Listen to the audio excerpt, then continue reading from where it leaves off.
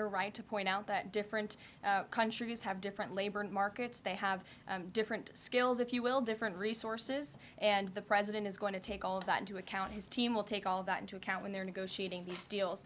I do just want to point out one thing, that the president, everybody in Washington, whether they want to admit it or not, knows that this president is right when it comes to tariffs and when it comes to trade. In fact, Democrats have long said that the United States of America has been ripped off by the countries around the world. They just don't want to admit it now because it's President Trump who is saying that. In June of 1996, Nancy Pelosi spoke on the House floor. She urged her colleagues at the time to fight against the status quo trade policies that had contributed to America's trade deficit with China. In fact, Nancy Pelosi said, "How far does China have to go? How much more repression? How big a trade deficit? How many jobs have to be lost for the American workers?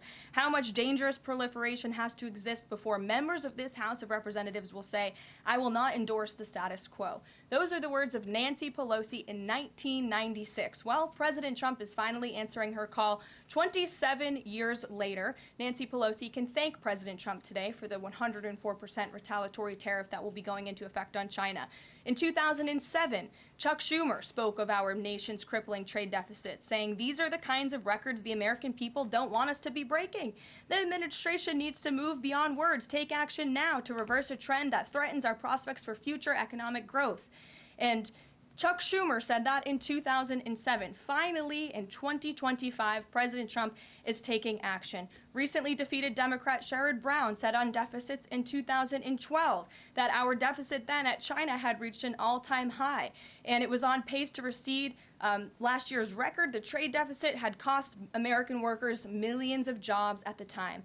These are the words of Democrats years ago. It is about time America finally has a president who is taking action to restore those millions of jobs back to the United States of America, to boost our manufacturing industry. He's doing what's right for the American people. It will take a lot of labor. It will take a lot of effort. But that's exactly what the American people elected this president to do.